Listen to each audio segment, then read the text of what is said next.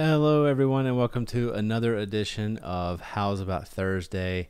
It is actually Saturday evening, and I have a couple of minutes to try and get into some of your design dilemmas on Houzz. So what we do in this series is we go to Houzzz.com, get into the design dilemma section, and see if we can find some questions that we can be of help with. So let's jump onto the internet now and see what we can find.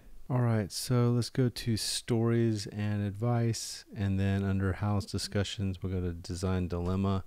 And as you know, or maybe don't, I don't really try to read these things in advance, so this is my first time seeing these questions, and sometimes it works out and sometimes it doesn't, but let's see if there's some that we find interesting here.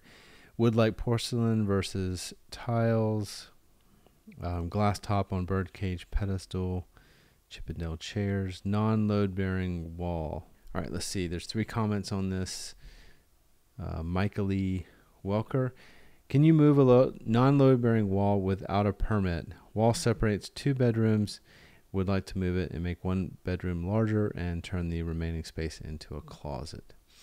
So realistically, you can't do, as far as the city and jurisdiction is concerned, most all require you to have a permit to do any kind of modification like that, whether it's replacing a door, replacing a window, moving a wall. From a technical standpoint, yes, if you're moving a wall, you need to pull a permit, because you're not just, it's not the fact that you think it's a non-load bearing wall. It may have some other aspects to it that you are not quite sure of, unless you have a structural engineer come in and review it and make sure that it actually is not a load-bearing wall. It could have some shear properties to it. It could have some things loaded on it that you don't quite see when you're up in the basement, or when you are in the maybe it's underneath the crawl space. Who know? I don't know what your condition is exactly.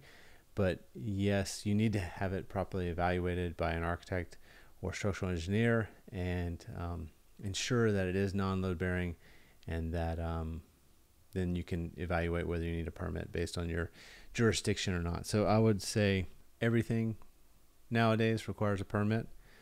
There are a lot of cases where people don't get permits, but pretty much everything does. Let's see what Judy G Design says. Go to your town building department, ask.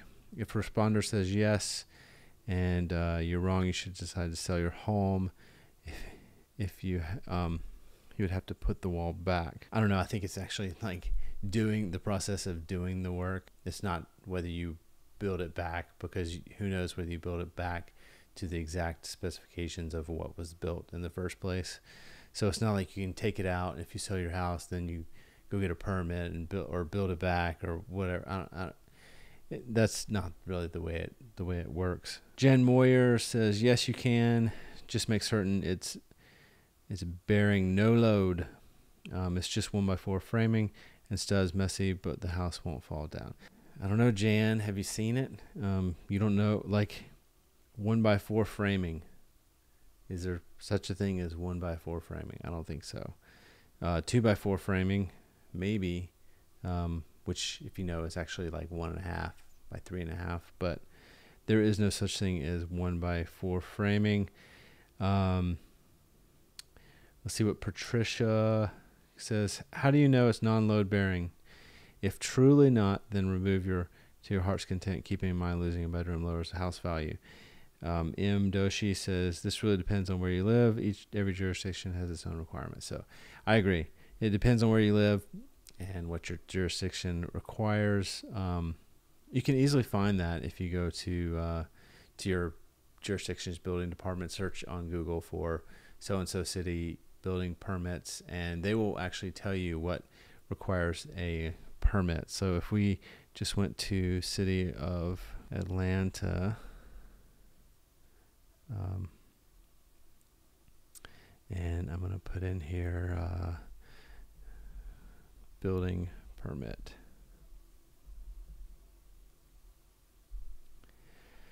So we'll go see welcome Residential permits, City of Atlanta. We'll try this one here. Okay, it says there's usually something that says, do I need a permit? Let's see. Checklists. Sometimes it takes a little while to find. We'll try typing, do I need a permit? Permit.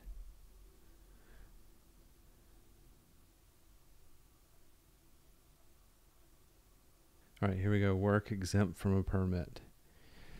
So this is what my jurisdiction, City of Atlanta, where I sometimes work. It says no permit or fee is required for any repair work to a single family, multifamily with a total valuation of less than $10,000, provided search work is otherwise lawful. The following permit exemptions shall not apply. The following exemptions shall only apply to existing single-family homes, regardless of cost. So non-structural re-roofing repairs. So if you're going to re-roof and not change any of the structure stuff, repair or replacement of kitchen cabinets, repair or replacement of bath cabinets, repair replacement interior doors, drywall, ceilings not to exceed 3 sheets, repair or replacement of floor, wall coverings, repair replacement gutters, non-structural porch and deck repairs, or repair replacement of siding. So removing a wall would not fall under the general repair, and you would actually, to remove a wall, they are saying that you're going to have to get a permit, because it's not like a repair type of item. Most things that don't require a permit are things that are just general maintenance of the house. They're not making you pull a permit to fix a hole in your drywall, or maybe you had to repair some faucet or something like that, or you want to upgrade your cabinets, which I'm actually kind of surprised that repair or replacement of kitchen cabinets is not required to get a permit. Let's see, plumbing. This says the following permits exemptions shall only apply to single family. So repair or replacement of kitchen faucets, sinks, repair existing bathrooms. You can replace all that stuff without a permit, which is pretty cool to know. That's good. So that's kind of gives you the idea. Maybe you can find in your local jurisdiction what is required for you. Move forward. You know, it's always a little easier if you don't have to get a permit, but you do want to follow the rules. And there's some implications. If you try to go the route of not getting a permit, then you could end up with a stop work order, having to pay additional fees to get started, finding someone to come in and do drawings and structural design, and then actually some jurisdictions will double your fee. So any permit that you would have paid previously tacked on is a fine, and then also all the fees there going forward for getting your permits are all double fees. So you pay twice the amount of permit fee than you originally would, and you've got additional fees on that to get the stop work order thing removed. And it kind of puts you in a bad light with the local jurisdiction, because they know you try to kind of skirt around the rules of public safety and all that. So hope you found this particular episode useful, and if you did, leave me a comment below, subscribe, and like the video.